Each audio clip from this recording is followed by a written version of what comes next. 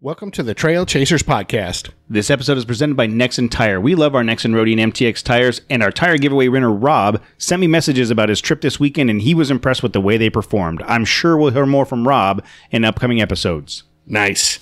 Today on the show, we get more ludicrous truck scenarios from Cody. Jose, I'm starting to get worried about him. Imagine what his search history looks like. Guys, if something happens to me, promise me you'll delete my browser history after you dismember me. Oh, God. It's time for the Trail Chasers Podcast. Are you ready? Let's begin. Trail Chaser, get out there and chase your adventure. Trail Chaser, our time is now. Get out there and chase your adventure. Get out there and chase your adventure. Get out there and chase your adventure. Get out there and chase your adventure.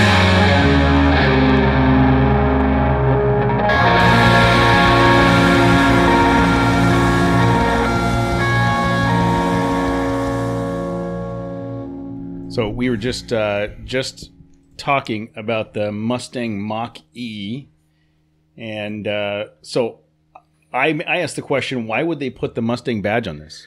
So, And then Matt's going to give his theory on this. so I have a theory that back in the mid-'80s or whatever, when the Ford, is it the Taurus, I think, came out? The one from RoboCop. Yeah. And at that time, there was the Ford Mustang was like that little piece of The crap. Mustang 2, yeah. Yeah. Before the Fox body. Yeah, no. But the 1980 Mustang, I liked that. So Grandma, I'll tell you a story. Grandma had one of those. But you know what I'm talking about? The little tiny... Yeah, the Mustang 2. The Mustang 2 was the the 70s. late 70s. Yeah. Okay. And so a lot of people complained that they should have called the Taurus they should have had named that the Mustang, and because it had like a futuristic style, and it was at the time was like a cooler looking car, and they didn't do it, and the Mustang was just kind of garbage for the next few years until like that Fox body came out. Yeah. So They made maybe they're doing the same type of thing here, like they're actually making a push to sell this, so let's just stick a Mustang emblem on it. But it doesn't even look like how is that Mustang? It's an SUV. It's got the tail lights. That's it. Yeah. It's got the Mustang looking tail lights. So interesting fact. Do you remember the Ford Probe? Yes, The Ford Probe was going to be a Mustang replacement. Yeah, Ford Problem, as I recall them being.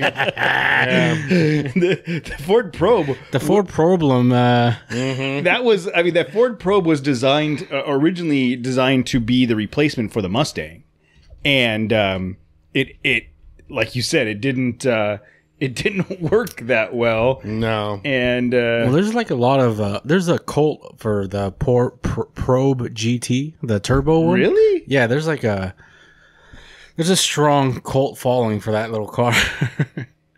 But Wow. it's always an ongoing project because they're not ever running. Yeah, for sure. So Matt, you think they did it just to use the name for sales? yeah, that's the only thing. Well, they're not making any cars anymore, right? No, Ford's the just Mustang, trucks and the Mustang is the only car they're gonna make. So what else? What else they have to spur interest in it than to call it a Mustang? No. Well, then why pun can't they just intended, call it huh? the Mach-E? Why does it have to be the Mustang Mach-E? Yeah, I agree with you. I don't know. I mean, that's so you've got a Mustang that's the historically badass muscle car. I don't like how this is just the generic shape now of things to come, like cars. Well, it's because it's all computer based. There's a program that I need these Yeah, for efficiency. Yeah. Well, whatever. You know what? Back in the day, tell me giant wings on the back of a Cadillac made any sense. But you know what? It looked cool. With like a big old like rocket bullet tip they were also emblems 18 on the feet hood. long. Dude. So Yeah. so dude, here's an artist rendition of the before the Mach-E came out, which is basically a Mustang with a wagon body looking like it's like a 4-door looking like the Magnum, like the Dodge Magnum. That would have been badass. That I would have been okay, cool. That's the 4-door wagon Mustang versus, but You can't have a 4-door Mustang. sure you can. No, you can't. No, that's not a Mustang. Yeah, Mustang's a 2-door coupe or a 2-door. Well, yeah. they just turned it into a 4-door SUV for no apparent reason. It's well, whatever, man. It's Ford. Who cares? Like, do whatever you want. Burn it all to the ground, Ford. I used to own a Mustang, and I loved that car. It was cool, but you know what? If this is what they want to do, they just want to take a giant dump on a legacy thing. That's exactly All what right, they're. whatever. Well, this may be the coolest vehicle that's ever come out. I don't know. I haven't seen it, but I just don't. I don't understand why. But doesn't it look similar? Like, it looks like the Tesla? Jaguar. It looks like this. Yeah, They're all the same. the half. Who cares? The half rounded back end of an SUV. It's like a sport SUV. It's a sportier crossover. sport. It's a crossover. Yeah. Yeah. It's like the generic. It's like They're all made in the same factory. Like a Porsche Cayenne. You just or, put whatever. Exactly. Yeah, you know what I'm trying to say. Yeah. Whatever brand you want on it, Yeah. they'll just stamp it in for you. Oh, you want a Ford? Okay, here. And to be honest, I think it looks cool. I think it looks like a cool vehicle, and I like the idea that it's all electric. I just don't like that it's called a Ford. Mustang. I don't like that it's a Ford either. Speaking, Well, there's one major issue with it. is it the blue oval? It is. They were able to circle the problem. With the blue oval around it. So speaking of which, our buddy Dave from the Pacific Northwest. Yeah. I was about to bring this up, dude. He, if you guys recall, not long ago, he He asked for our advice on ditching the Rubicon. Did he ask for advice, or did he just? I think he asked for our opinion. Yeah. So we provided an opinion. He ditched the Because I Rubicon. don't remember any one of us saying, you should get that car. Well, I think he brought it up as an option, and I think all of us said, "Yeah, dude, do He it." also kind of described like what he was going to use it for, and it didn't seem to me It like didn't seem like it was rock going to be crawling was going to. No, he wanted it for. He bought a Subaru. So he bought it. He traded his Wrangler Rubicon, got a Subaru Forester. Some would say that's an upgrade. Just say. He took it out on. He sent us an email this week, and he had taken it out on a couple runs. And the Forester didn't quite get him where he wanted to go. I think maybe he underestimated the amount of wheeling or the type of wheeling he wanted to do, right? So he ended up trying to push it a little bit. Right, because we basically said, oh, yeah, it'd probably be really cool for like the Mojave Trail, right? Yeah. You can get a Subaru across Mojave Trail. Easy. The problem with those Subarus is they have those CVT transmissions, and it doesn't like engage when so if you say you're off camber and stuff, it doesn't engage. So there's no and- locker or... Yeah. There's no lock. There's no a CVT. There's no gears in it. It's all electronically. Oh, It's all like bands in it inside the transmission. ew. There's no gears and there's no like torque converter. Why didn't you have this advice for... I did. I think I did say it. I don't recall. Whatever it was. Clearly, Dave, right? Yeah, clearly we steered Dave wrong. He ended up with the Forester. He took mean, it out. was No, like it seemed like he had his mind set on it, and He took it out recently, and it didn't perform to the standards in which he was looking for, and he ditched it for, drumroll please, the new Ford Ranger. that's right. New Ford Ranger. He said he drove the Gladiator, the Colorado, the Canyon, and the Ranger. He ended up with an XLT. Did you jump any of those?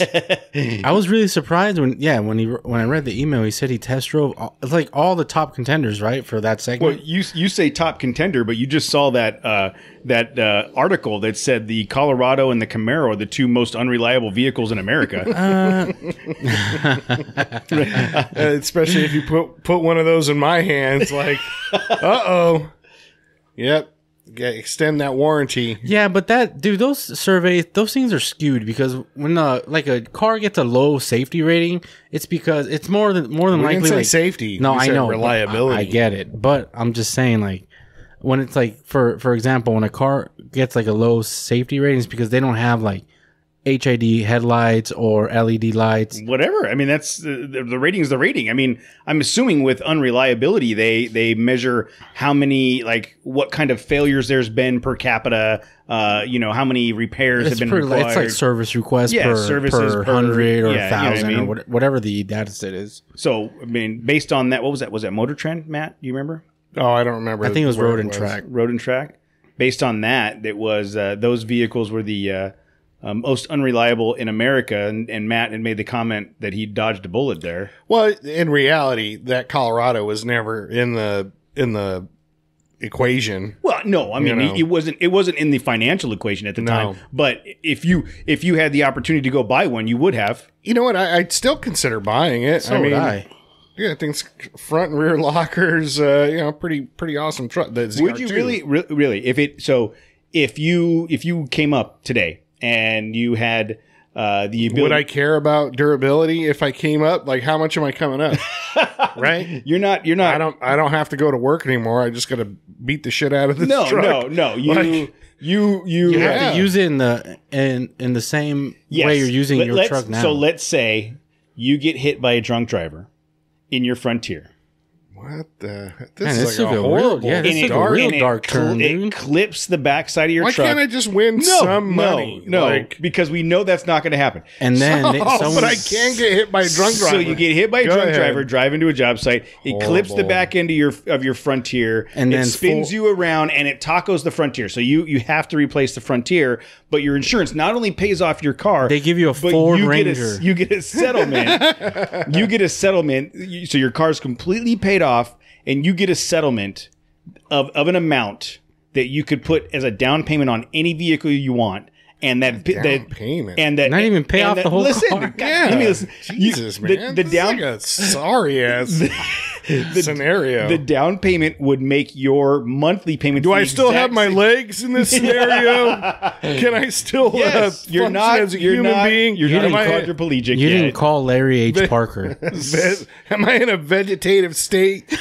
So more of a vegetative state than I currently you guys are totally derailing my scenario. The down payment, dumb scenario. The down payment makes it so that your monthly payments would be exactly what you're paying today.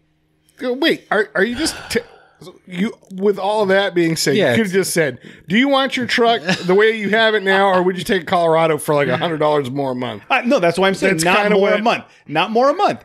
If you ran in that scenario, swap straight right now. Yeah, just even because you could just have been like, said just an even trade. You could have just went. Something happens. But the idea somehow you can have a Colorado or your truck. No, the idea of you getting wrecked and seeing your car tacoed on the side of the road kind of is appealing to me. God damn, dude. But you're not hurt in this scenario. That's why it's funny. That's why it's funny. You're demented. Yes. All right, go on. So, if you could just swap, right, Jose? I'm sorry. I don't know if I want to be your friend. I know. Anymore, I'm afraid to look at him. It's like I have an out. Like you're family. You're family, dude. This is how he talks to family. All right, go on. Scenario. So if you could swap your vehicle out right now, dollar for dollar, would you stay with the Frontier or would you go with the new Colorado? No, you know what? I love my little Frontier. I love it.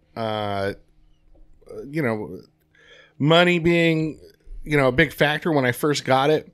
But man, that truck's a lot of fun. And I can't wait to, as far as the plans that I have for it, I want to see those plans through. So even though, yes, I would, that report, as far as the durability of the Colorado, it's not going to sway me. I'd still buy one. But look at that one, the fourth picture from the top. Yeah, that one. Like that's a concept they made.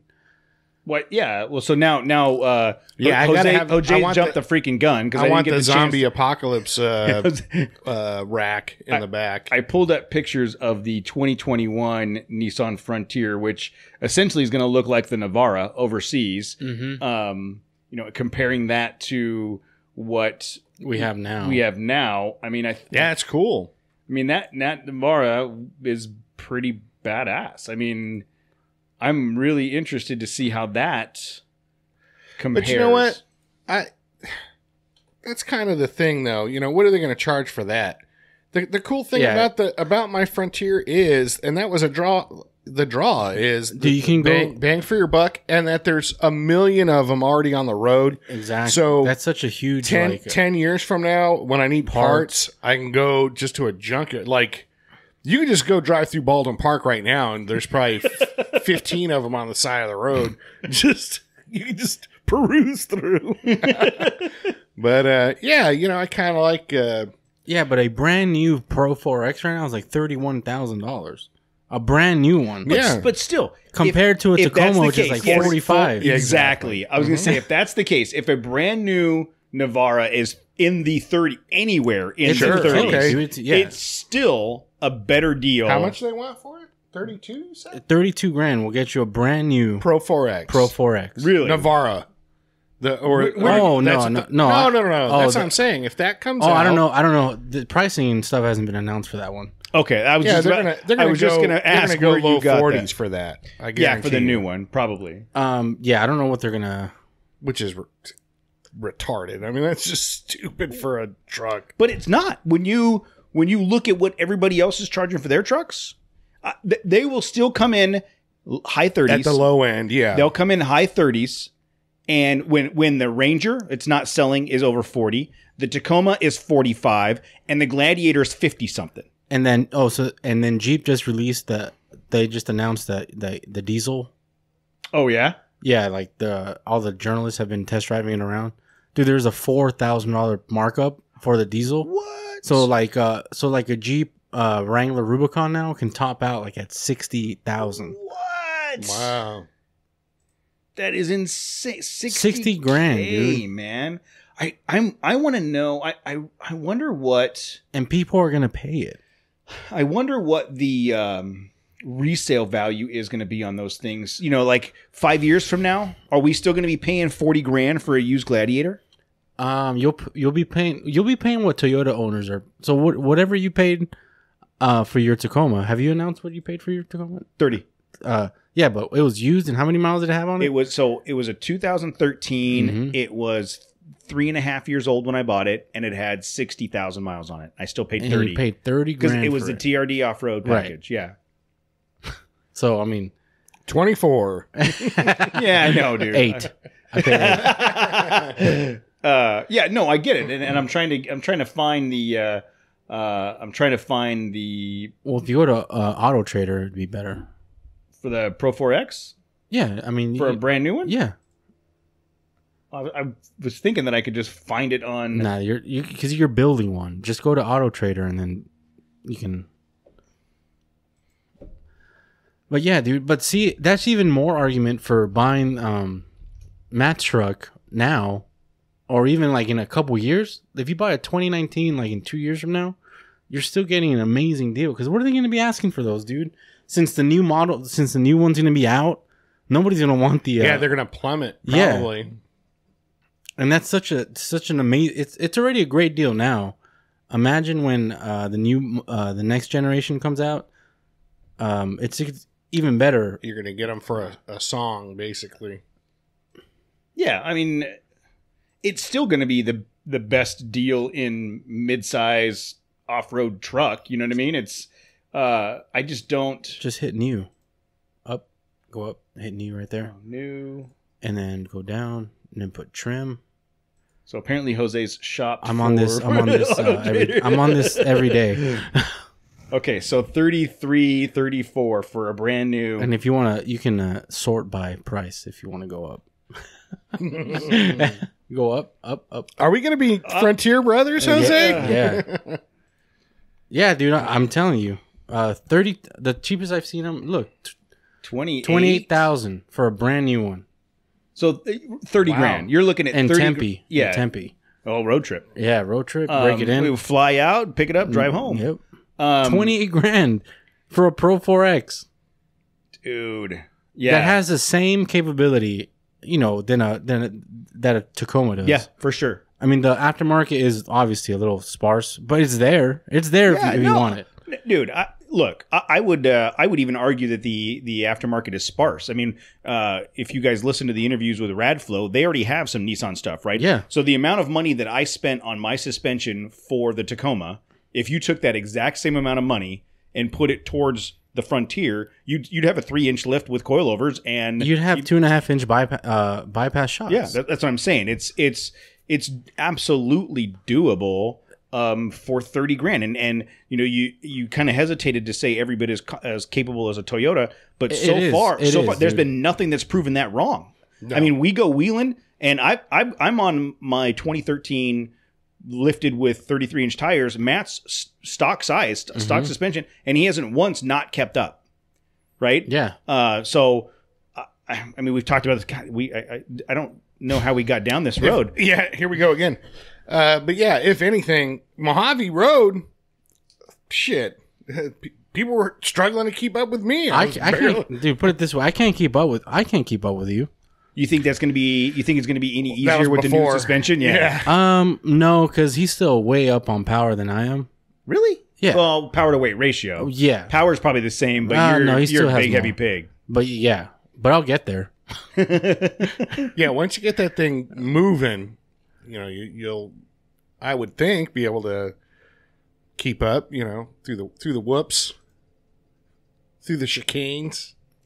So, I mean, okay. Well, I mean, there we go. I don't know how we went down that road. Yeah, we went down that road. We just wanted to talk about that Ford Mustang just because it's been a big because deal. you were asking me if I would trade for the... No. I love my truck. I'm really... I could not be happier with that thing. Drive the shit out of it every day. When we hit the desert, I don't back off or anything. It does everything that I've asked it to do. It could be better with gas mileage. That would be my only complaint. But it's a torquey little truck. Like, that's why it's fun to drive. Yeah, and I know the way you drive. Yeah. It probably could be better in gas mileage if you just let off the throttle. There's no fun in that. When you're going 95 down the freeway. Yeah, well, no, it's 0 to 95. Don't be jealous. Immediately. Don't be jealous. Yeah, well, I am, because it does more than 95. Anything over 70, my truck starts to shake. Well, yeah, I don't know what the future. We talked a couple episodes ago about the future of the electric trucks with the Rivian and the Bollinger and Tesla and all that stuff. Well, with the price tags of those things, dude, like that was it Bollinger? Yeah, they want like 140,000. I saw that. Whoa. For like 200 miles of range, dude. Like no. Like I was saying before, I was rudely interrupted by Airwolf. Well, the whole point of having you start the conversation over again was so that I didn't have to edit it out. Okay, but anyhow, Airwolf just flew by. So, and we have the windows open because it's hot as heck in November. But the really cool thing about electric cars and the technology is I think it's gonna be a real boon now, because Ford is in. Everybody's bought in 100% on electric cars. And so that range is going to increase. The charging stations, you're going to see a lot more charging stations, around. So I think that's really exciting. Yeah, Ford is partnering up with VW with the electrify the Americas or something like that. It's like their plan to put more superchargers infrastructure. Yeah, exactly. Because right now Tesla's like killing it with their supercharger infrastructure. Like there's no other comparison to them right now. And the other thing, to expand on what Matt was just saying, is the electric car was the Prius, like that. No, I'm saying when the electric cars first came out, the Prius came out, the EV1 or whatever back in the day. Okay, the first electric car that made a dent was the Prius, and I looked at that and went, why did they have to make it look so freaking ugly? Like that is lame. I would not. I don't care what it's going to do. I don't want to drive it. It looks lame. Yeah, but now they haul ass. Yeah, now they haul ass, but and they look pretty cool, except for they kind of all the same. But with the Tesla. And now this, because I think this is a cool looking vehicle, and the Rivian, now electric this vehicles, being the Ford Mach-E, yeah, and Mach-E, what Mach-E, which is a dwarf planet outside of the solar Mach system. F or Mach-E, just ugh, what a lame. That's name. Nibiru. My point is they're starting to look like cars people want to drive. So they made them cool, sporty vehicles that people want to drive, and it just so happens that they're electric. But they should paint them in that. What's that black paint that hides sucks all the light. Yeah, hides all the contours. So then you can't really tell if it's what it looks like. What do you think the Ford Mach E is going to go for? 50 grand. I know the pricing. Do you? What is it? So they have like 5 different models, with lowest I think starting like at 44. Ugh. And then like the GT all-wheel drive is the highest trim, the fastest trim, and that one's at 60. Ooh, 45 isn't unreasonable though. I mean, you're gonna like we just talked about that. You're gonna spend that on some of the other vehicles that you would get. It's and the GT one, the fast one, goes from 0 to 60 in like less than 3 seconds or 3 seconds. It's fast, dude. Yeah. I mean, they're fast. I mean, it's 100% torque instantly. I mean, there's no. No, that's all. Like, I think that's like at that point it's just traction, right? Well, that's why they're all-wheel drive. Yeah. Well, that's every Tesla. Tesla. Yeah, that's electric cars. Period. Well, interesting. Right. We're not marketing scientists, but I don't know why they would have put a Mustang badge on this thing. Why it wouldn't just stand alone on its own. But maybe someone has more information on that we don't. I don't know. So the F-150 hasn't come out electric yet. This is the first. They decided to do the Mustang first. Officially, yes, but they did do that like marketing stunt where they pulled that train. Prototypes of the F-150. They just haven't released it yet. But it's coming. Buy that. No, it's coming. That's an interesting. Why? I'm more interested in the truck. Right? What's that truck? What's the capability of the truck? Like towing? It towed 1 million pounds. Nah, okay. That's what I'm saying. But but in real life, it towed in real life, it towed 1 million pounds on a track in test conditions. How does it just straight? It didn't have to stop. It didn't have to turn. It didn't have to. No, has a dude going up Cajon Pass? Can I do 85 up Cajon Pass with a toy hauler? Yeah, I don't know. Good point, Matt. I don't know why they would have. This has been out there for a lot longer than the Mustang Mach-E. This was earlier. And what's underneath the hood? Right? Is that just like trunk space? It's a frunk. Right? Well, I'm sure that they've got some kind of. No, they're all individual motors at each wheel. Yeah, you're right. Batteries. That's the whole base underneath the truck is all batteries, right? That's all battery. So what do you get storage space underneath? That's a lot the of hood? double A's. So this article from Inside Electric Vehicles says price. This is the biggest unknown. Surely a pickup truck is expensive, and the electric version of the F-150 will be no exception to this rule. We expect a sub $100,000 starting price. Duh. But this is just a guess at this point. I would freaking hope so. That's a guess. Trucks are getting ridiculously expensive. Like a top of the line F-150 goes like 80 grand. Oh yeah, the Dodge, like a Platinum or King Ranch or whatever. Yeah. Like all these trucks are getting so absurdly expensive. Yeah, who was I talking to? I was talking to someone, maybe it was one of you guys, that I feel like vehicles are hitting that same type of bubble that the real estate hit 10 years ago. Like people are they're financing them out for 10 years. Yeah. They're spending all this money on these things. At what point are we going to tap out? For sure. Because they'll sell you if you want a car, they'll make it work for you. They'll finance you for like right, you said, and then they'll years. repo it. Yeah, I've seen a whole thing on Operation Repo. I don't know, used car sales and how it's like a big giant scam that you could just keep reselling the same car to 15 different people. And you're still getting down payments, and you're getting interest on every loan that exactly that gets we talked leaned about on. We talked about it a few weeks. Sorry to cut you off. We talked about it a few weeks ago where that buddy of mine was saying that the kid that he works with that makes $15 an hour bought that Wrangler JL Rubicon. Yeah, that's crazy. Dude. How is that happening? He's paying like $900 a month. Dude. Yeah, I just don't. Yeah, and then it'll get repoed, and it'll go right next to the next person. Yeah, that'll put down the down payment. That's cash in hand to the bank. to the dealership, dealer or whatever, plus and then the they'll interest on the loan. refinance. Yeah, it's more interest, mind you. The guy that got it repoed, he still owes that money, like whatever the difference is. It's not like he's off free and clear anymore. They're gonna say, yeah, well, this is you owe the difference. But that goes towards the towing company, doesn't it? At that point, dude, I don't know how it works. But I think what Matt's getting at, it's if a car gets sold to Bob, Bob gets it repoed. He owed the bank $50,000 for that car. It gets repoed. It goes back to either the dealership or a dealership. Someone bought it at auction. True. They resell it for $50,000. Right. Why is Bob still on the hook for the original $50,000 when someone else is already paying for that vehicle? The vehicle was only made once. They're not on the hook. Bob's not on the hook for the entire. No, whatever his credit rating. Yes, but the bank is still like it gets repoed. Yeah, the bank's still going to get paid whether. Yeah, and I don't think it gets. The bank pays the repo guy to come get it. The system is rigged for them not to lose money. Yeah, they ain't losing any money. It doesn't matter.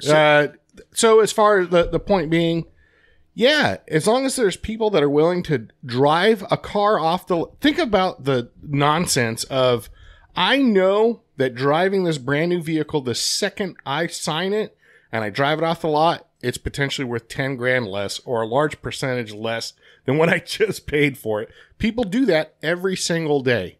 Every single day. And knowingly, cars are really kind of... This sounds crazy, but they're dumb, like you're kind of crazy for buying a brand new car. Well, that was going to be, I think the last couple vehicles that we've purchased has been through CarMax. Yeah. And, it's you're still losing some money. It's not a wise investment to buy no car. Buying a car, financing a car is a bad investment. Yeah, for sure. But I mean, I would, based on the conversation, I would say that buying from CarMax or a used car dealer. We should talk about aliens or something. This is... I mean, we are an off-road podcast, right? We're talking about car financing. Well, that's part of off-roading is buying a vehicle. Buying a vehicle and getting to the How trail. do you think aliens do, get around? Do they have to finance UFOs? They still have to finance that. Do they have banks in space? Do they have space banks? Yeah, and if you don't pay, Boba Fett's coming to come out, dude. Hey, that Mandalorian? That looks good. Yeah, I haven't seen it yet. That jet speeder doesn't come free, man. You got to go in there. You got to put down a down payment in Krypton dollars or whatever. Last thing you want is Boba Fett, a Mandalorian coming after you for payments, dude. So Cody, after Presley's birthday, we were in the area. We decided to go to Disneyland. Did you? Yeah, because we were there. Already. Yeah. So, dude, I checked out that Star Wars land. The new, dude, it's awesome. Really? Yeah, dude. I was disappointed. Oh, really? Yeah. Well, now we're getting into the good stuff. Oh, yeah. I was thoroughly disappointed. Really? Yes. Dude, I was thoroughly impressed. Well, the land itself. Okay, this is going to be Disney talk from the Trail Chasers. Let's do it. So Tammy and I have season passes. They're expiring next month, and hopefully, dear, if you're listening to this, they will not be renewed. To go along with that, the conversation Letty and I had when we were there. Huh. She's like, you know that when Damien gets older, like we're gonna have to get season passes. I'm like, we don't have to. You don't have to. Why do they say that? You don't have to do anything. She's like, but we're gonna have to. I'm like, no, we don't have to. We don't have to. We don't have to have passes. I'm so done with that place. So we had a conversation about this last week about how you and your commitment to Disneyland and how you're talking trash about it, and yet you go to Disneyland more than anybody I know because we have passes. Damn it, we're already paid for. Yeah, better use them, I guess. Well, and you're gonna get them again. I know. I am trying not to. You're in that automatic renewal, dude. So, you're not even gonna feel it. You're not even gonna feel it. Look, I am personally absolutely done with Disney. You know what? I personally do not get to make the decision as to whether or not we're done with Disney. I'll see you there next month, bro. Don't you think, this is my theory on Disney, like Disneyland's cool because I only go, it's like once every 5 years, and when I go it's like, oh yeah, there's memories, because the last time we went the kids were only this big and Johnny could only go on this ride, and now the next time we go they're going to be a bit older. They're going to actually be bigger, and things are going to be different. And we'll be able to think about, oh, remember the teapot? You know, we went on the teapots or whatever. You know, when Johnny, whatever. If you do it every single month, or it's got to burn you out, right? Well, Come no. on. I'll tell you the opposite. When I first got Disney, I did not like going to Disney because it was one of those things you got to get there when they open. You can't leave until it closes. You're burnt out. You spend all that money. You only got on 2 rides. Are you trying to kill me already, dude, by showing me the prices? So when you get passes though, like pre Presley, when it was just Tammy and I, there were times we would meet down there on Friday because she was working down there. We'd meet down there, walk into Main Street, go, man, this place is packed. We'd have some dinner in the park, turn around and come home. That was fine, right? I mean, you didn't have to get everything in. You didn't have to get your money's worth that day. But think about what you just said and your complaints about Disney being the most expensive place on the earth. It is. And then, so we went in there. We had dinner in there because you just felt compelled to use your passes. Because we were already down in there. the most expensive place on the planet. The move, and then went, screw it, we're out of here. The move with the passes, like, you get to see all the other stuff, like the shows and stuff that you normally don't get to see. Wouldn't go see, right? Yeah, because they're late at night, or they're or you don't want to waste your time. Or you don't want to waste your time. Have you guys seen the Lincoln presidential show? Yes. Oh, really? I have. I've had passes for years, and we just saw it for the first time. You're not missing out. I know. We just saw it for the first time a couple weeks ago because we were you're not missing out. This. So the passes thing, like, it is the part that kills me is that Presley just turned 4, so she is considered to be a freaking adult. She's 3+. At 3+. Over 3 years old, she has to pay the same price. I have to pay the same price for her ticket as I do for Tammy and I on an annual pass. So what looking at you have the pricing up here on the big screen. What is $103 a month? What does that get? That's one admission? Yeah. For one person. Yes. So that's the Disney pass. Signature Plus passport. And here's the thing. So I've had a Disney pass for probably the last 10 years. Dude, that's $1,400. No. We don't have the $1,400 one. We have the $1,100. No. But right now, Tammy and I have this one, the $800 one, right? Jeez, man. But so originally, like the difference in pricing is you pay this much, you can go this many days. Like this one used to be like you couldn't go like the week before Christmas through the week after January. That's so crazy. Which you're like, well, no, for me, I was like, cool, I'm not going to go anyways. It's going to be a madhouse. Everybody's there. I don't want to go that week anyways.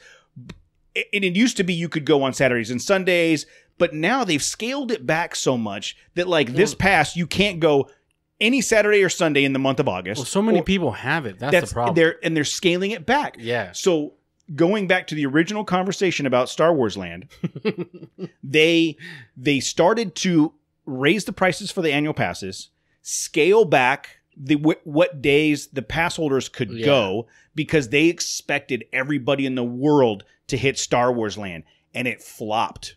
I don't think so, dude. There was a line for that. That's what I've read. No, it was a big flop. I have firsthand knowledge with firsthand conversations about Disney that say that the resort, the Star Mickey Mouse.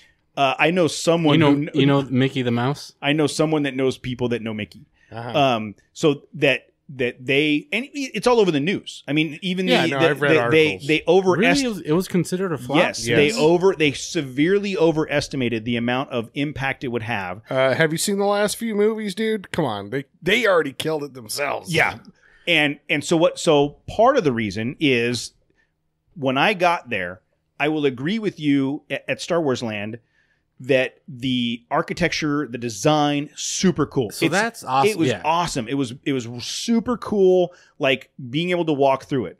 There's one freaking ride in that entire land. One. That's it. I didn't even know that was even a ride. The Millennium Falcon ride is the only ride. You go in 6 at a time. The front 2 people are pilots. The next 2 people are gunners. And then the last 2 people are, quote, engineers. So if you're a pilot, So what do you do? So listen, let me tell you. What about stewardesses? Yes. So let me tell you. This is what happened. So the front two are pilots, and they have joysticks, and that tells What if you. I don't want to wait in line? I just want to be a tourist and just can I serve drinks on the Millennium Falcon? So the display is awesome. It's all like the cockpit is all. I don't want to say LEDs, but it's a super cool experience, right? If you're a pilot, you actually have to do things in the joystick to make the ride work. All right. If you're a gunner, you get to ride, shoot things and all that. That's the one you want to be at. If you're the engineer, like I was, You wipe the you're in the the sweat off the guy's you're forehead in or the what? you're in the far back and you're facing forward, and on your left hand or right hand side, depending on which side, there's a bunch of buttons, And you're just and the buttons light up, and you have to press the buttons when they light up. So you can't even really watch what's going on in front of you because you got to press the stupid freaking And buttons. You're engineering, they're yelling bro. at you because you're doing a horrible job. And you're like, and dude, I you're just want to see what's going You're on. getting scored, and the whole time, and I'm like, here's what happened. They went, we're going to make this ride really cool for 2 people. Let's add some more people. What can we do to get 6 people in here so we can get them through the line as quick as possible? Yeah, they're gonna have If you stewardesses push soon. line. Yes. They're hidden cargo. It Yeah, was. you want to be cargo on the Millennium Falcon? What can I do? I wanna- sit there and try not to look bored. I want to sit. I want to ride. I want to sit and ride like Star Tours, man. like Space Mountain, like all of the other rides. I want to sit and ride. I don't want to be. I paid a crap ton of money to get there. I don't want to have to work. It would have been still better paying. if they just made a roller coaster and then made the coaster look like the Millennium Falcon. Yes. Or an X-wing or something. Yes. And then you'd have been like, sweet. Yes. This is the best. Yes. I think so. Actual wind blowing through your hair. Yes. 100% agree. Did you have some of that blue milk? I didn't because the line was. I didn't want to wait for it. But Tammy's like, it's just milk. It's blue. She's had it. But in Star Wars Land, there's one ride, and the rest of it is shops. It's all So shops. if you want a $200, A tunic. seriously, a $200 Jedi robe or a $50 X-wing fighter shirt, great. That's Dude, your place, man. So there was a hat that it was at that droid where you build Yep. your little remote control. It was a $67 hat yes, that just said like droid works on it or whatever. yes. And I still have to pay how much to get my 3-year-old in there? They're not making money off those $67 hats? Are you effing kidding me?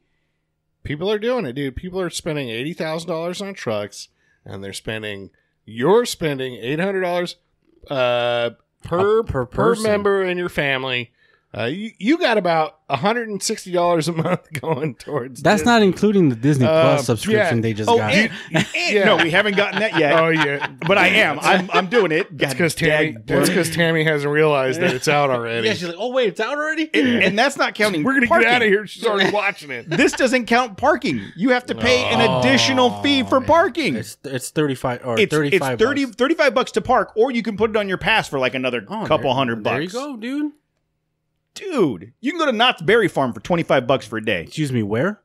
Dude, No, Knott's Berry Farm is pretty cool. Knott's Berry Farm has some great rides. I used to only go for Fabulous Fords, and they don't even hold that there anymore. What is that? Exactly. Yeah, that was when you were a Ford person, I'm assuming. We used to go for Knott's Scary Farm. I like Universal.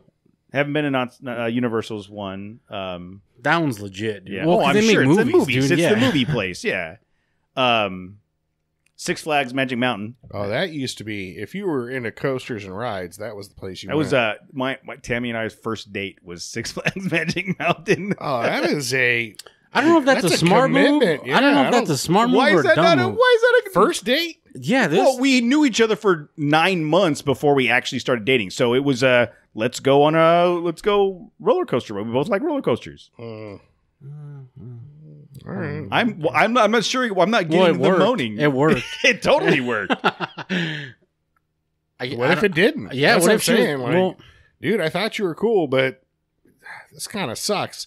But I just spent $90 to get in here, and I probably paid for you, so we're stuck with each other all day, at least 3 hours. That's how it could have gone. There was no doubt in my mind. Your mind. Yeah, I'm sure she wasn't sold yet. For sure. Get over here. Well, she wanted to see what rides you would get on and which ones you weren't going to get. Oh, that's true. I got on all of them. I love roller coasters. You passed the test. Okay, so Disney sucks, but you'll continue to fund. Apparently, all you're of a their heavy investor stuff. in their stock. Exactly. Do you have a Disney tattoo? No. Would you? No. Not even a little bit. Yeah, that's kind of a weird thing. Unless you consider Marvel part of the Disney family, and then that. No, it is. Part No, of I know, Disney. but I'm saying as far as if you were saying I would get a Marvel tattoo, Yeah. but Marvel was Marvel before they were bought by Disney. By the way, I got Disney Plus. Don't tell Tammy. Dude, that's the least. That's like $6. I'm a out. month. Yeah, I'm out. That's the That's thing. nothing. It's $6 a month. That's like nothing for you. Look at this. One of You your would think your passports pays for should 10 just 10 come. years of my Disney Plus. Yeah, you should just get Disney Plus. They should, because you've been paying. I agree. Disney, But what's going to they happen? should go. You know what? Don't even worry about picking up the tab on Disney Plus. We're gonna throw it in for you. Yeah. It's $6 a month now. Now. In next year, it's going The to be only thing I 9. wanna- the only And thing the I year wanna after see that, is it's going to be going up. 12. It's going up. Is the Mandalorian? That's the only thing I want to watch on that. So It looks cool. So we need to get Jose's login for Disney Plus off the dude, air. please, thank you. Yeah, you got it, dude. Text it to you guys right now. Wow, that was a good 45 minutes of randomness that we didn't. I don't even know. Did you guys hit any trails or anything? Any dirt hit your trucks? Dude, or? wait, we had Presley's birthday on Hey, Saturday. I got my thanks to Mountain Hatch. I am Oh! the one and only. Unless they sold some already, I have the only not out yet. Mountain Hatch. They're not out yet. That on is the Frontier. right. Let's Yeah, let's dude. talk about that. So at the Brewfest, Yes. Fred. Well, no, this goes on way before. No, that. wait. We've been like talking planting about it the for seed months. Yeah. But at the Brewfest is when Fred let the cat out of the bag that he was going to do it. Right. Yes. And right, then a right, couple right. weeks ago, you got a call, and what happened? No, he DM'd me on. Ooh, Fred slid into your DMs. I guess I don't understand that. So It's just pics on Instagram. Come on, Jose. What? I gotta Jose. edit that now. wow, like I kind of knew Jose. You didn't have to like go just drop. Why that does he- anvil that- down. I What is Yeah. that? That's the D word now? I can't say the D word? I don't think so. Ass and shit. Like that's the limit. Oh, like, but that- is not okay? why are you saying it again? That's funny. Just bleep it out. You'll be all right. Just be like, beep. It's funnier that way anyways. So yeah, I got a message. Hey man, we're looking to do the Frontier. When can I? Maybe we can come out and pick up your tailgate. So we can do a mock up and whatever. I'm all, dude. I will drop it off. Like if you guys are gonna do it and hook it up or whatever, I'll drop it off wherever you need it. So they live in Menifee. Menifee, not Hemet, Jose. They're far from Hemet. But it was really cool. Into the wasteland. It was kind of funny. I wasn't. I think that was his sister's house. I don't know if it was his house or not, but they were doing kids soccer, and he said, "Just leave it on. Here's my address. Just leave it on the porch if nobody answers." So I literally, it's a nice neighborhood, so I didn't feel too weird about it. But I did take off my tailgate and just leave it on a random porch, and I drove away. Their neighbor's like, what the hell is this guy doing? And I messaged him back. I hope this is your house, because if not, somebody just got my tailgate. And he, laughed. And so it was cool. On the way back, we drove by that museum, The museum, the air March Air Force Base, Yep. the Aerospace Museum. We saw the SR-71. The kids, the boys loved it. They had a really good time. We were there like 2 or 3 hours. It was awesome. And then he hit me up last week. Okay, it's all done. I met him right across the freeway here. They were watching Monday Night Football. at B-Dubs. No, they have family over on the other side of the 15, like Eastvale. Miraloma. Yeah. Yeah. Yeah. Oh, technically. I don't want to insult. Well, it depends on how far you Eastvale. go. I don't want to insult Eastvalians. Eastvale. I don't have any problem with Miraloma. It's great. What over about there. Norco? No, Norco's over, great. over there. And he gestured. You should have seen the gesture. What about It was like- Harupa Valley? No, good stuff. Oh, Flip it. it's all good. It's all good, dude. I don't have a All problem right. with anybody. All right, cool. You don't. I do. So anyhow, picked it up. And that also reminds me. So he gave me my orange one. I have a custom orange, Dude. just like we talked. mountain hatch. It One of fits one. perfect. One of one. And then he gave me a black one, and he just wanted pictures of the black one for the website because that's the color. That's the only color you're going to get. Unless you're me. So I have the one-off orange tailgate. It came out awesome. Thank you guys. I was very thankful and appreciative. And so we were going to meet up, and I was going to drop off that extra one. And just the other night, he said, just go ahead and keep it. You guys can give it away as a 4,000K. Yeah, because we're close to hitting the 4K Wait, mark. So let's announce that. 4K or 4,000K? 4,000. 4,000K. That's a lot of Wow, Ks. yeah, That's 40 million or something. We'll give away this thing when we hit 400,000K. Yeah, I mean, that's the end of the planet probably before that happens. But, so, I know that's kind of specific, but it is still cool. I know I have Frontier followers on my... Oh, look at this guy. My Instagram. My Frontier followers. Yeah, why are you looking down on me now? Yeah, I have some Frontier followers. So, how many followers do we have? I'm going to check officially? right now. We're 3692. 3692. Okay, so this is doable. Once we hit 4,000 followers, right? We'll do a giveaway. So let's we'll do a push. So let's over the next couple days. So let's put together a plan. Yeah, how are we going to do that? Yes, Yeah, exactly. let's Because put now this- we're giving away a very specific item that That's only product. Yeah, only Frontier owners are going to want or care about. No, I would think that some Toyota owners would want it just to be able to shove it in a Frontier owner's face that they have the Frontier Mountain Hatch and you can't have it. That's true. No, we'll come up with a plan for how we're going to do that and maybe announce it next week. What's so funny about this is that this all started off as a joke with the Mountain Hatch guys. Yeah. Like every time we see them, because we run in the same circles. Yeah. We keep seeing them. It's like, dude, when's the Frontier one coming out? Never. Well, that's what makes it so much fun is those guys. The best they announced for the F-150, I'm all, Fords. Fords. But that's what makes it cool is that, it started off as a joke. Yeah. And it just kind of, evolved from there. And because we see those guys a lot and there's, to your point, we all run in the same circles, it became a thing. And, Matt now has the, and it's that. Sorry. to cut you off. I feel special. Like, not only do I have the only one out there right now, I have an orange one. Yeah. Like it's Mine is an orange. It was Yeah, funny exactly. when they would tag you on a new release. And it's not Yeah, for they you. would tag me every time. Oh, look, the Gladiators have them now. Come on, man. Well, and that's one of the things that make those guys so cool, Oh, no. right? It's Like hilarious, they're building their brand. They're having a hell of a good time doing it. It's hilarious. They're great guys. No, they got they a are great the best. reputation, and I love the fact that we get to do that kind of stuff with them. And so, thanks, guys. No, Really. thank you very much. Very appreciative. You guys are super cool. So if you don't already have a Mountain Hatch, go get one. Absolutely. And if you have a Frontier and you want a Mountain Hatch, we'll come up with something. I don't know what that. Maybe you need to create 16. Every Frontier owner, because there's only like 5 of them, has to create like 16 fake Instagram There's accounts. more and Frontier then owners than follow. there are Ranger owners. Boom. Boom. Yeah, but that's a Ford. You're like that's like saying there's more That's Packers true. fans than there are Raiders fans. What's hey. that? The bar's so low at that Actually, point. I don't know about what you just said. Yeah, I think that's a pretty- I don't think that's a safe bet. But you know me, dude. I like to punch down. So anytime I can punch down at a Ford Ranger, I'll do it. I don't know, man. Maybe I'll get one. I tried to convince at SEMA. I tried to convince Tammy that I needed a Gladiator for show content. A Gladiator. I thought you were talking about No, Ranger. Rangers. Yeah, I would totally get a Ranger. But I tried to convince Tammy that I needed a Gladiator for. Oh, you know what I should do? Here's what we'll do.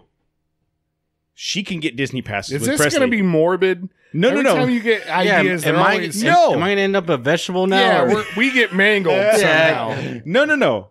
At our funeral, you're gonna meet a But if you've got a plan Gladiator where you guy? can collect some insurance money, let me in. What I'll do is I'll tell Tammy to get Disney passes for her and Presley, and then I'll take my Disney pass money and put it towards a Gladiator. Yeah, that's like a fraction. Yeah, dude. Wouldn't even You need be like able to 8 finance, more, like 10 more. Exactly. Damn it, you guys aren't helping. I'm trying to come up with a good plan. I don't even know that I would. Would I buy the Gladiator? What would I buy? What would you guys want me to buy? Hey, seriously, if you were in the market right now, like if you were like, you got to go ahead, like you know what, go do whatever you want. I would. First, you were in an accident where the Tacoma flipped, and then you were hanging out the side of the window. Somehow you were saved. You were almost decapitated, but you weren't. And then it was you can buy any truck you want, and gross. But you don't have your left arm now. Exactly. You could never. You lost your feet.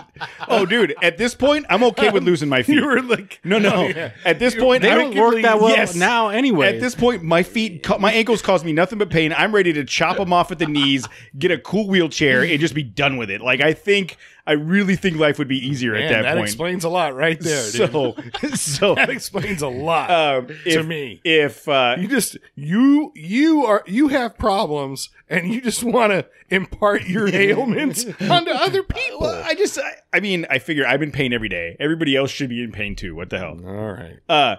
So they call you the Joker now, or I don't know. Maybe you just want to watch the world burn.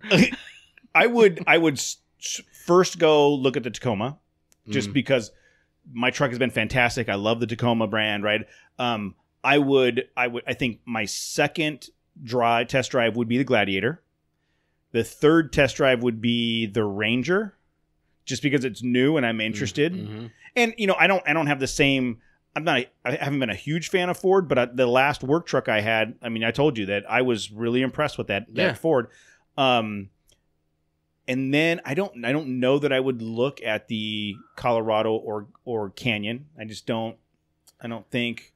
I like the shape of the Ranger. Like it's like the proportions. It just seems like it's just right. Like the size and everything. I was I still wouldn't buy it. I was just talking to my brother. I miss my SUV. I miss having the 4Runner Land Cruiser Grand Cherokee SUV. I don't know. I think if something happened to the truck, I might go back to an SUV. I don't know yet. Well, that new Mach-E's coming out, so lift it. Yeah, lift it, dude. I don't have. No, you would just get the Gladiator. That's what you would do. Well, but bang for. I mean, I don't know that how bad is my injury and my settlement before I get this? Because I mean, that's a $60,000. What's the Gladiator base? What's the base? Now, what would it take? What kind of injury would you have to get that kind of money? You'd have to lose limbs. Oh, dude. So you would have. And you know what? You better hope that they, like if you lost your legs, you better hope they don't find out how bad your legs were beforehand, because then you'd get less. Prorated? They would prorate it? No, what you prorated Achilles? Like, oh no, dude! Look at your Achilles; we're all messed up. Dude. I used to have a coworker that his sister $25 off. His sister was crossing. His sister was crossing the street, and she got hit by a Frito-Lay truck. Oh, cha-ching, dude! Yeah, for sure. She got an undisclosed amount. Wow! And a lifetime supply of Doritos. That's what I said. I'm like, did she get a lifetime supply of Doritos? Wow. Years ago, when I was still in the field, we got this during like open enrollment. There was an accidental death and dismemberment clause in our benefits, and it was so horrible. It was like if you die on the job, you get 1.5 times your salary. Yeah. If you die on a job and lose an arm, you get 1.65%. So my buddy, wait, it's worth more. So my buddy and I we were like, look, die on the job and lose an arm. It was you kind of lose everything. We were like, hey, dude, if you see me in a car accident, we saved his arm. If you see me in a car accident, pull over. I want you to hacksaw both of my arms off, gouge my eyes out, break my legs, because I want to maximize that benefit for my wife. Jesus, man! Can you imagine? The way your brain works is, you know what? It's pretty awesome, dude. I'm sorry. What? You would be mad at me? You're already now. dead. If I chopped you up to get my sister more money, you can't come back at me for that. Well, technically, that's no. true. I'm just saying, you're gone. You don't care. You're not gonna feel You're it. not gonna know the difference. How do you know? It gives me a chance to use the Sawzall I haven't used in a while. Damn it! I wish Cody had left me with my limbs. Here I'm in the spirit world. I'm just limbless. I'm just a nub. The funny part, I'm just a ghost nub. The funny part would be if he woke up in the middle of it. I'm doing the Sawzall on his left arm. He's like, "What are you doing?" Oh man. Jesus. We're horrible. horrible people. I- No one should ever listen to any of this. We should finish this episode. This is one of the worst. You know what? I'm gonna call this one. I think this is one of our worst. Is this one of our worst episodes? When you say worst, do you mean best? do you mean best? I mean, I don't know if I want to listen to it. It's kind of scary. Well, he's talking about you. He keeps bringing it back to you. Dismemberment. Dismemberment and Car accidents, Wanted to kill you. taco my frontier, yeah. my dismemberment, and gouging your eyes out, whatever. Whatever. Go on. So we're looking at gladiators. Well, I was just questioning what the 34K. 34 for the stock, the sport starting at, and 43. Rubicon starts at 43. I'm sure by the time you add all the stuff, it's well over 50. Well, but- what stuff do you have to add to the Rubicon? You're starting off with a Rubicon. Wait a minute. What? Well, let's see. You got you got the steel bumper. Yeah, you gotta That's 800. add the That's steel 800. bumper. You got that trail cam. That's 6. I wouldn't want to add the trail cam. I don't care about the wheels. Yeah. Or The the hard dual top. I would definitely want the hard top. Color Make sure- matched or No, the cheaper of the hard top. I don't care if Alright. it's color matched. Don't need a tonneau cover. Definitely need a you spray need and that spray bed and liner. bed That should liner. just come. I It know, with should it. isn't come that standard, crap? dude. What the Remote proximity keyless entry, which whatever, I don't care. Matt's getting a phone call. No, this is work related. So I mean, yeah, there's all the audio group, all that stuff. By the time it's all said and done, you're still $50,000. So, I don't see me coming into $50,000 anytime soon. I don't see me getting a new vehicle Ooh. anytime soon. 6-speed manual transmission. Nope. Yeah. Nope. Why not? Nope. Dude, he has two. I had 2 bad Achilles tendons, and I had knee surgery at 13 on my left leg. I ain't pushing no clutch. Although I will going back to the SEMA interview with the Centerforce clutch, the Centerforce clutch the guy had was great. So, anyways, long story short, guys, I don't have any money, and we're not getting a new vehicle, and no one needs to die. You're listening to a 4x4 Radio Network podcast. The Trail Chasers podcast is a member of the 4x4 Radio Network. If you want more off-road shenanigans in your ear holes, go to 4x4radionetwork.com to hear episodes of the Jeep Talk Show, the 4x4 podcast, the Center Steer podcast, and On the Trail with Kevin and Scott. Hi, everybody. We are with Sherri Kukla. She's from SNS Off-Road Magazine, and she's recently written a book. It's Moto Mysteries, The Skeleton and the Lantern. How are you doing tonight, Sherri? Doing very good. Thank you for having me on. No, thank you. bet. Sherri reached out and she showed me this book, and I thought it was a super interesting idea, and thought it would be great to hear the story behind it. So let's start with who you are, where you're from, and what your relationship is with SNS Off-Road Magazine. Okay. My husband and I actually founded the magazine back in 1982, and we were living in Chula Vista, California at the time. 14 years ago, we moved to Ocotillo Wells. Oh, wow. So we live right here in the off-road. It sure seemed like the off-road capital this Veterans Day weekend. Yeah, for sure. There's a Yeah, lot- bet. It's one of our favorite A lot spots. of activity. Yes. Oh, is it? Okay, Yeah. that's great. I mean, I'm sure the dunes were packed this weekend too. So we've been publishing the magazine, and we raised our kids camping in the desert before we lived here. They were all grown by the time we moved out here. And when they were young, I was always looking for books for them to read that would have, some sort of an off-road or dirt bike theme to it. And that was pretty hard to find. Mm-hmm. Then moving out here, I was one day in one of our Back to the Desert issues, we were running a series of stories called The Haunted Desert. Mm-hmm. And I ran across this legend about the skeleton and the lantern. So it's actually an authentic legend to cool. this area. And living here, you're just driving around and just all these ideas pop up into my head. I've been wanting to write a book since I was a kid, and life got in the way and didn't have time. And, Mm-hmm. and it all just came together. So very cool, yeah. So this book is based on what I read on the preview on Amazon. It's geared towards your preteen reader, correct? We're saying like 9, 12, but we had reviews from a 13-year-old and a 14-year-old, and they really liked it. Oh, We really? had a 7-year-old he and his mom read it together, and he recommends it for everyone from 7 to 90. And so I love this review. Well, I'm sure it resonates. I mean, it's a story about a family going out into the desert and finding out about this skeleton lantern, right? Give us a little bit of the background of the story, because I'm sure anybody that's an avid reader and enjoys the outdoors would welcome the story. Or somebody that just likes spooky, scary things in the desert, right? Yeah, my wife's going to be all over this, because if it's ghosts and skeletons and mysteries, my wife's all over this. She should be in here. And in the book, it actually relates a little bit of the authentic legend that's been around, I guess, since the 1800s from the research that I came up with. But in the book, while they're camping, the brother and sister, it's told from their viewpoint. We alternate chapters with the brother telling his viewpoint and then the sister. They actually see the skeleton appear on the hilltop. You know how Agatia Wells has all the little mud hills, and you want to camp, against them sometimes. That's how we used to do it. And so they're sitting around the campfire and they're talking about this legend that they had heard about. And then they look up on the hill and they see the skeleton. And so this skeleton keeps appearing at different places in the desert. The reason they're out in the desert this particular time is the family's actually intending on buying some property and moving to the desert.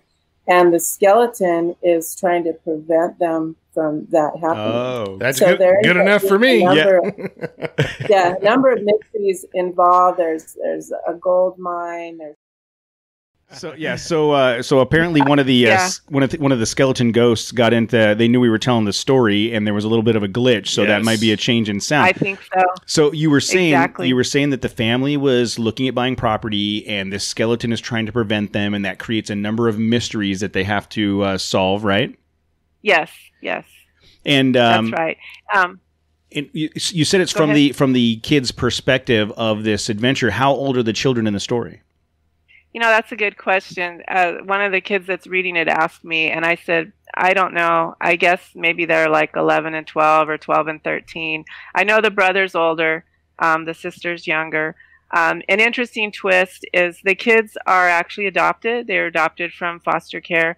And so another mystery that comes into the story is, besides the skeleton or whoever's behind that trying to prevent them from buying this property, somebody also is trying to interfere with the adoption of the sister.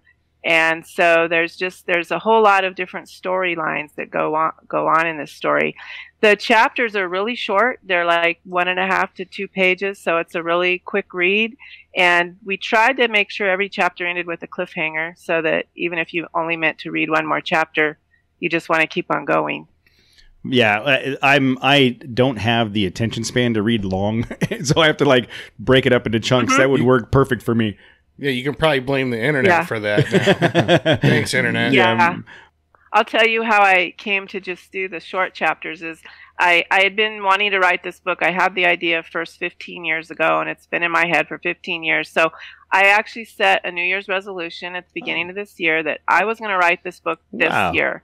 And I was going to work every night. I was going to start at 9 o'clock and work for, a couple hours a night.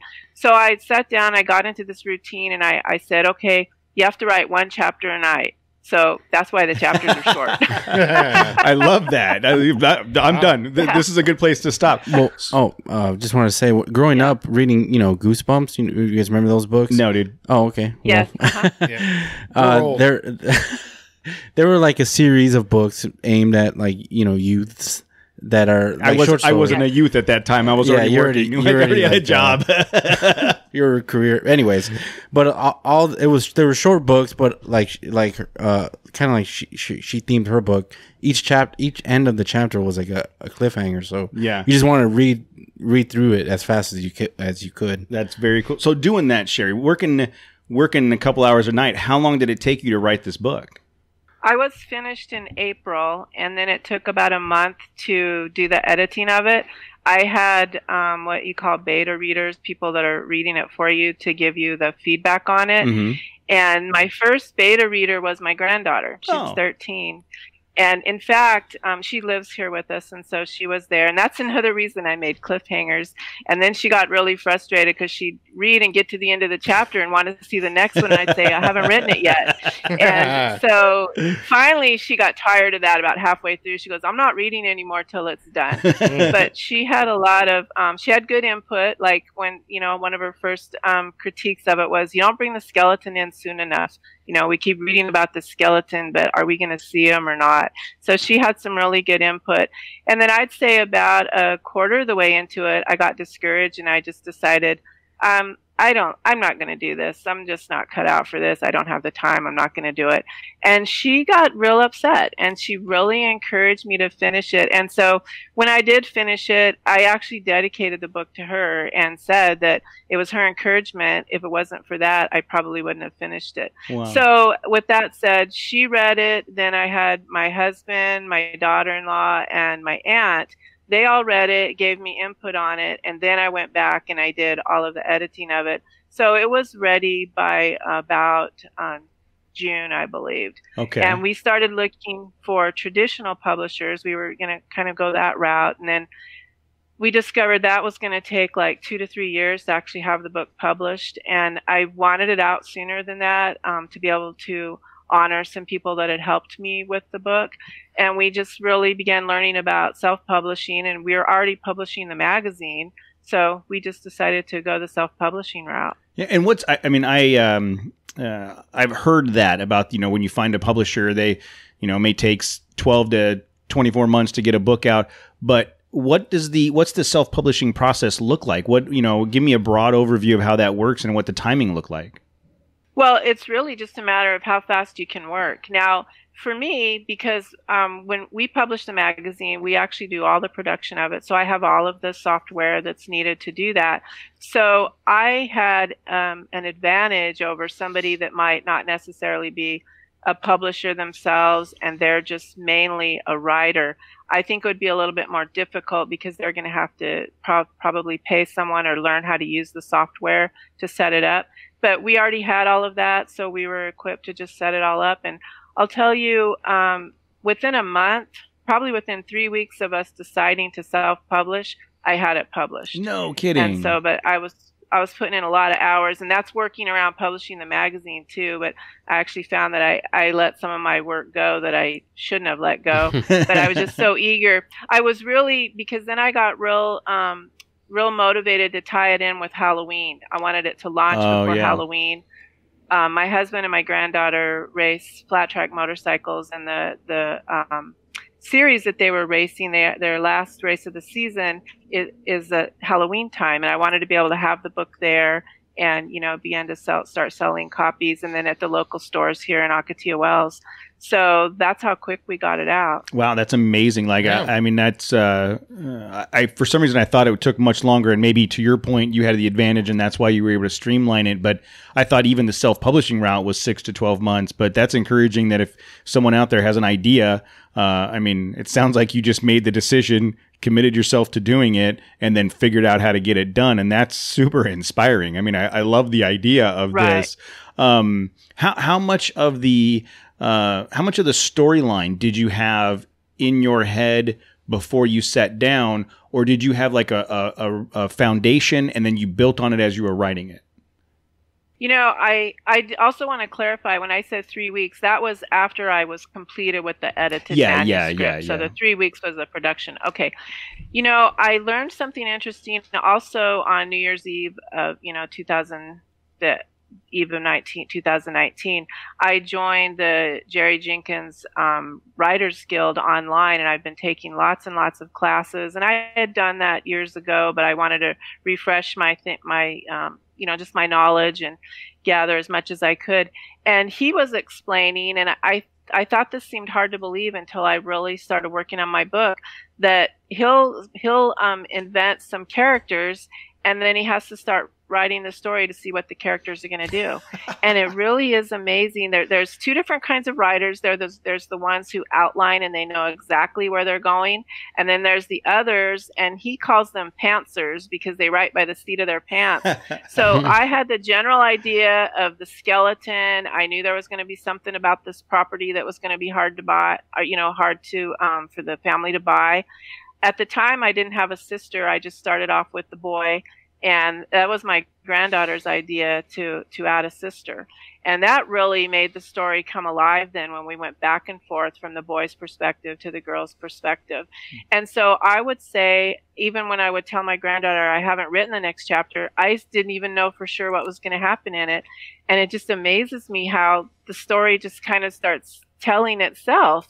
So it's almost like I'm reading a book, but while I'm typing it, I'm reading it myself. And it's been really fun. That is cool. Well, the writing of the book is fun. The marketing, that's not the fun part. I'm sure. Yeah. I think I would have to outline, because if we sat down you are an outliner. Well, for sure, I'm an outliner. doubt. I'm just saying, if the three of us tried to create a book, it would start off about a skeleton and a lantern, and somehow we'd be on a volcano somewhere on Mars, and it would have no we wouldn't even know what to title it, because it'd be so off the rails. It would have rails. started off with the skeleton and the exactly ghosts or something in the desert, and then we'd end up completely sci-fi in space with aliens and flying. Dude, the desert would have been just the first page. We would have left the desert page 2. So I love the fact that you were able to start with this idea that probably had a really solid foundation, because you'd been thinking about it for so long, that you were to start with this foundation of a story, and you were willing to just let it unfold and go as long as it needed to go and go the direction it needed to go until it got there.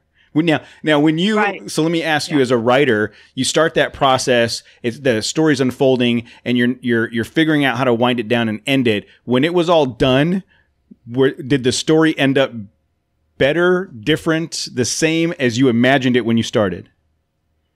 Oh, that's a really good question. I would say yes, because I knew I knew where I needed to go. I just didn't know what all was going to happen in the meantime. And like my son and I were just discussing this over the weekend. He came out to visit, and we were talking about the book. And I said, one of the things, because there are so many different storylines in it and different mysteries that I was adding on top of the main mystery of the skeleton, then I had to stop and make sure that I solved all of the mysteries, that I didn't just leave someone hanging that, wait a minute, you planted this seed way back in chapter 40, and how come we never solved that? So you leave that. You leave that in chapter 40, and that's what book 2 does. Yeah, book 2. You leave the hanger and say, well, if you want to hear more. And that's when you bring in the glowing, sparkly vampires.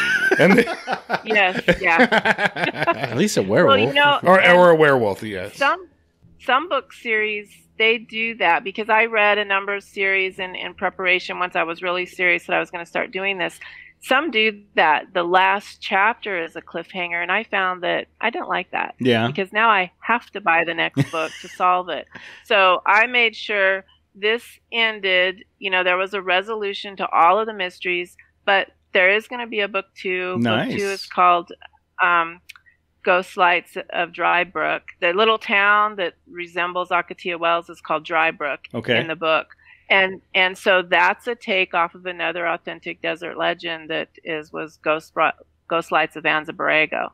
Oh. So I'm going to take the same characters into that book, and they're going to come up with new adventure and new mysteries. But it's not going to be that you had to get that book to feel like you had a resolution from book 1. Yeah, and I like the idea that there's a foundation of actual stories, historical stories of the area that you help bring to life in these books. I think it's a really cool aspect of the story. Oh, thank you. Well, I know I really liked those. I discovered them on desertusa.com. the website that had quite a few of they call it the Haunted Desert. And I think I mentioned that we had printed those in several of our Halloween issues of the magazine. And I found them all really interesting. So I'm going to adapt as many as I can. So we have 3 books planned. The second book is to come out in the spring of 2020. I hope. I just now started it this week. But I've already know in my mind kind of, the direction we're going for book 2 and for book 3. Okay. And then I lost my train of thought. Oh, no worries. So can I, real quick, were you an avid reader before you started writing this?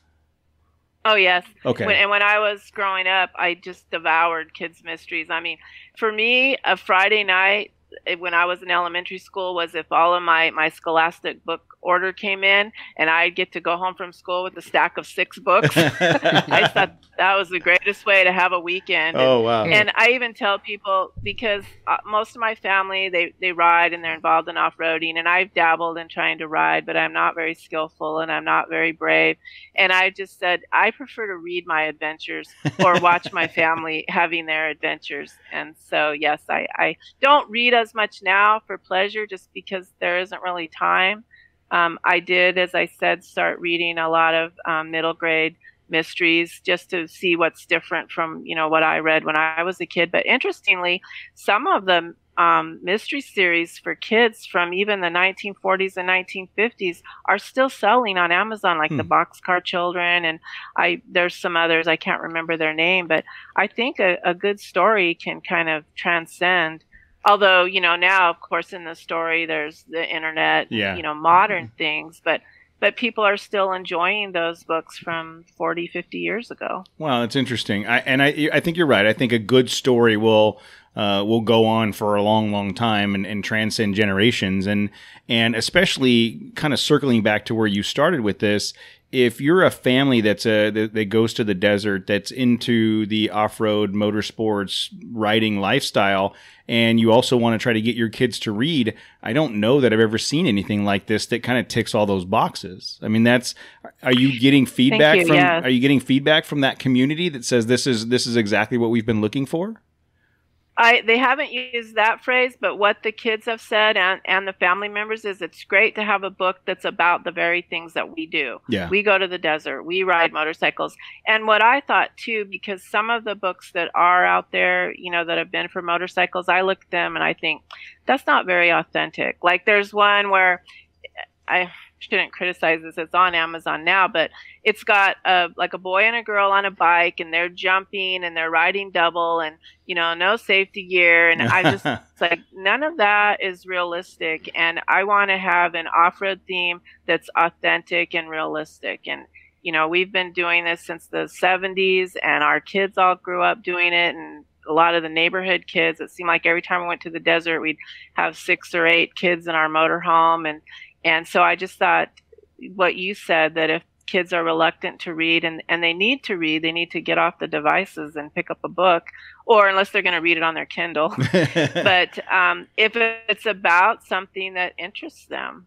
Yeah, that's very awesome. And you brought up the Kindle. So the book itself is already available on Amazon. You can download it on your Kindle or order it in paperback, right? You can go find more information about the book by going to your website, which is your name, Sherri, Sherri, Kukla, KUKLA.com. There's all the links there. And out of curiosity, are you seeing more traction on the paperback or on the Kindle? The paperback. You really? Although we had a launch team where that's where you invite people to come on board before the book is actually published. And then I offered them a paperback or the ebook link, and then they read it ahead of time. So as soon as the book launches, you've already got people that are ready to go on and leave reviews. And so the majority of those were ebooks, but that also might be because after 25 people requested the paperbacks, which we had to buy, I said, okay, only ebooks now. And so we had like, I think 81 people sign up, and so far we've had 41 reviews left. So that's pretty good. Oh, because I that's learned pretty on good. I learned on one of my classes, you'd probably only get about a third of the people that sign up would follow through with what they said. Oh yeah, And for so I've been really For sure. That one thing Yeah. that we notice as, you creating a content, it doesn't matter how big your audience is. There's only a certain percentage that will respond and engage. It's a very small. It's a very small percentage, right? So, I mean, to have that level of feedback already that's great. I mean, I think that's a great indicator of the legs that this thing has going forward. And I'm happy for you. That's an awesome deal. So people can, like I said, you can go to your website, sherrikukla.com. You also have the SS Off-Road Motorsports, Off-Road Magazine, which is ssorm.com, where you can go see all of the stuff that you're doing there, including the Halloween stories that kind of played into this, right? Right. Yeah. Well, what's on there right now, what you're seeing is I have a lot of the book promo on there. We have one of the stores here in Ocotillo Wells invited us to do a book signing. The owner of the store, well, it's a couple that own it. The wife is a retired middle school teacher. Oh. And it's like her passion to get kids to read. So she's really excited about the book. And she's been forcing every family that walks in her store, I think, to buy a copy. But she invited us to do a book signing. And so I have a lot of stuff on the magazine website about the book signing. And when it's okay, I'd like to give you the dates and information on that. Yeah, let's do it right now. Yeah, I'm sure there's a lot of people in our audience that this is going to fit directly into them getting their kids to read some more, including my nephews. Oh, yes. Yes. Okay. So what are those dates? All right. They're Thanksgiving week. It'll be November 26th, which is a Tuesday, from 1 to 3 in the afternoon. And then Friday, November 29th, from 1 to 3 in the afternoon. And where's that at? And they can either... Oh, I'm sorry. It's at the Ocotillo Wells RV Park and Store on Split Mountain Road. Some people may be familiar. It was formerly called Split Mountain Store. Okay. And so it's right across from the Iron Door if you're familiar with the area. Okay. And we have a little gift bag. We're going to give some goodies to the first 25 people that come. Oh, cool. And we have stickers and bookmarks and pins that we had made for the Moto Mysteries series. There will be books on hand there to buy, or if they've already purchased one and they want to bring the one they've purchased and have it signed, we'd be happy to do that. We also are hoping to be able to, the kids that are there, to get a picture of them with their book. And if they want to have me in the picture, I'll be in the picture too. And then we'd like to post that on our, we have a Moto Mysteries Facebook page too. Oh, very cool. So if they do facebook.com, some kind of slash, probably backslash forward, I don't know. Moto Mysteries. Just search Moto Mysteries. Yeah, they just search Moto Mysteries, they'll find it. You're going to find it. And then we'd like to get the pictures of the kids on there. I think we already have the three of the kids that reviewed it sent us pictures, but we have 2 more kids we're waiting to get their pictures. And it's been really neat to see these kids get involved and write their own. I mean, I don't know if their parents made them, but they wrote their own reviews. And it's been really fun to read in their words what they thought of the book. Well, yeah, especially for their peers to be able to see the reviews and understand that, it connected with someone at their level. I think that's important to I'm sure when mom and dad are going, hey, you should read this book, they're going to read the reviews and go, hey, people of my contemporary enjoyed it, so it's going to help out with that. So I think that's awesome. Well, I was going to say, I don't want to speak for Tammy, but if you could get that skeleton ghost to show up, that would be truly amazing. And take some pictures with that guy. Yeah. Again, if I'm sure we'll have to work on that. I'll have a 5-foot tall skeleton with a lantern at the book signing. Perfect, exactly. There you go. Yeah, I love it. Very cool. We had that at the racetrack and had it in a chair holding the book and. See, so that is awesome. Exactly. That is too cool. Well, look, we actually have a problem. It's a good problem, but what I was told is that it's better not to have all 5-star reviews because then it doesn't look authentic. And we have, of our 38 reviews, we have a 4.9 star rating. 4 people did not leave 5 stars, but they left 4 stars.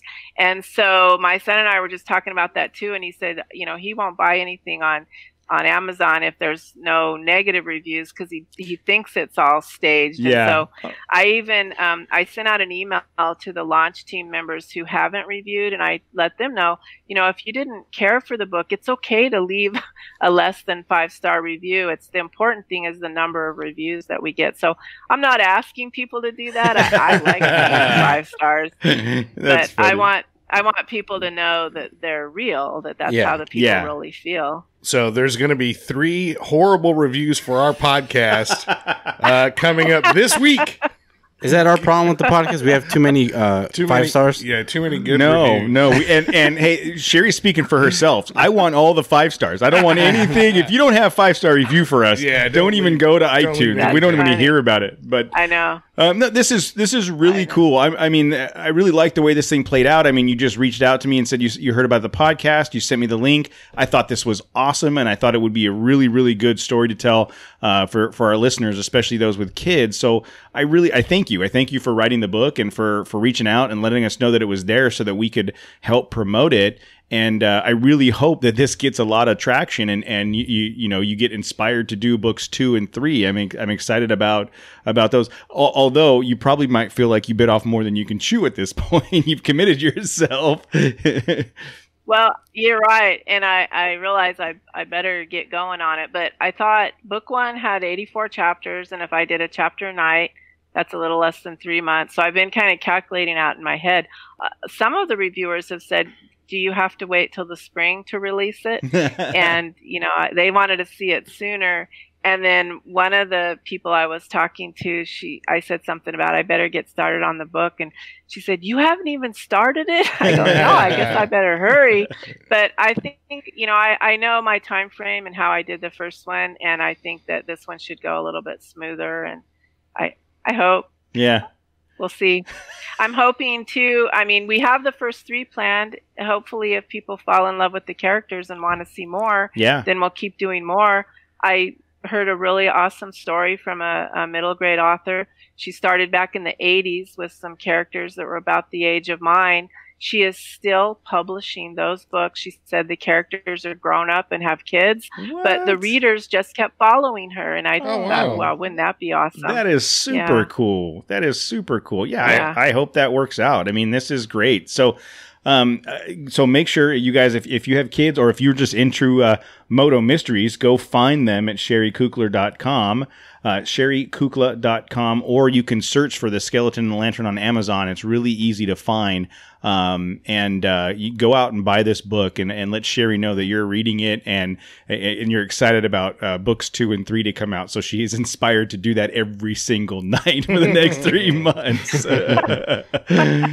Yes, I agree. Thank you very much. No, thank you so much for coming on. I appreciate it. This has been a great story, and I love hearing about it. And we look forward to seeing what the next one looks like. And hopefully, we get to talk to you soon in a handful of months when the next one's ready. Okay, that sounds good. I'll keep you in mind. Awesome. Thank you so much. Thank you.